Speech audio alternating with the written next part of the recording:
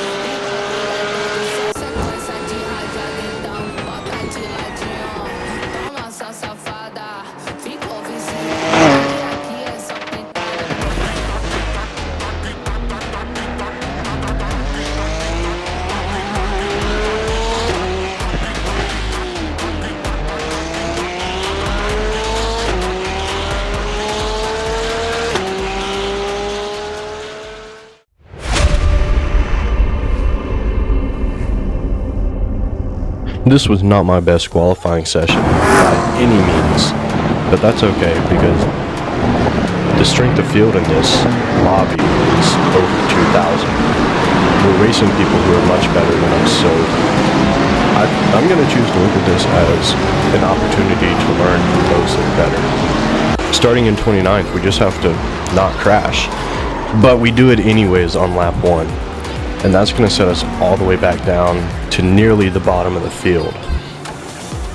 So now all the pressure is on us to put our heads down and start gaining positions back.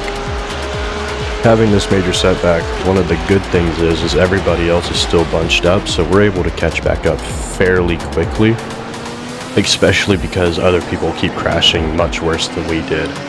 So as we approach the back of this field, we're going to look at this replay and how that guy spun out.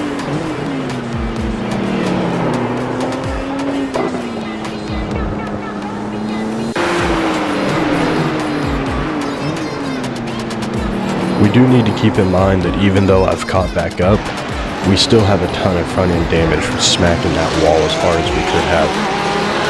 Now, front end damage is never good, but in GT3s it's even worse. Especially on this track with this massive front straight. You can just see as we go down this straight how much time I lose because my car struggles to get up to speed. And it's going to be like this for the rest of this race. People are just going to run away from me every single time we get on the straight. So I need to make all of my moves between turn 1 and turn 16 and try to get enough space between us so that they can only catch up. They can't pass us coming into turn 1. But now that we've gotten back up to the back of the pack, we just have to do our best to stay as close as we can and wait for an opportunity to present itself, because our car is in horrible condition at the moment.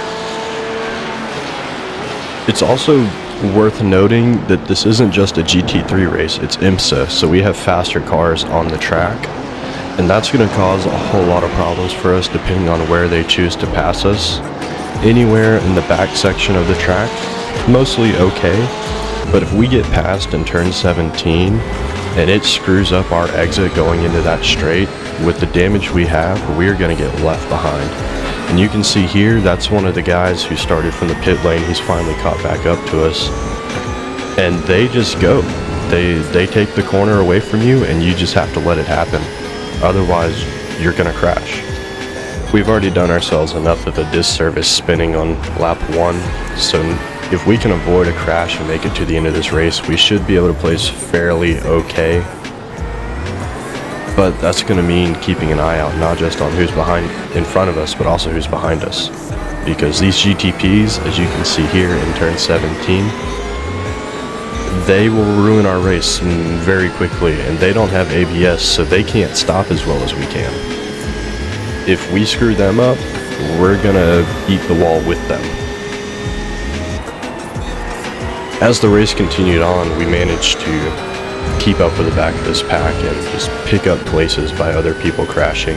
And that's kind of how this race carries on for quite a while.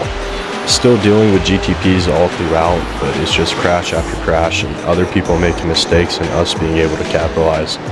Unfortunately here we don't gain a position, but the order has shaken up, and now the guy that was in front and slow, he's right in front of us.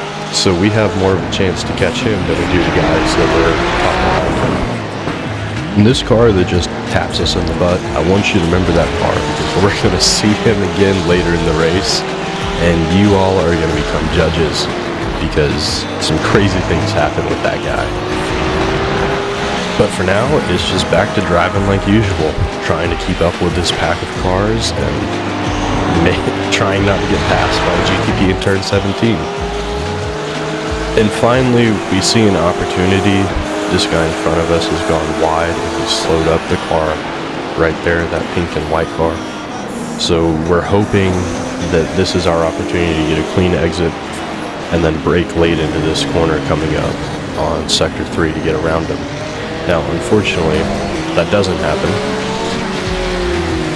But we stuck it in the back of their minds that we are not afraid to do stuff like this. We will fight you for position if you give us the opportunity to. And here, we get another free position with this guy doing what we did on lap 1. That brings us all the way up to position 21 and fighting to maintain our race. We've been doing very well with the traffic, with the GTPs all throughout. It's been a struggle at some points, but the GTPs were not the problems. It was the GT3 cars, like the red, white, and blue car that I pointed out earlier. I don't know what this guy was thinking, but he just decided that I didn't have any room on the track. I was supposed to be in the grass, and he put himself across the front of my car. So we'll take it because that's a free position for us. With the race now being over halfway done, we need to go ahead and make a pit stop because we don't have enough fuel to make it to the end. Unfortunately, we drive right past the pit box. This will pose a problem for us because as we're leaving pit lane, the guy coming up behind us in this Mustang, he's a position behind, so we cannot let him pass. But it's the start-finish straight. And on he goes.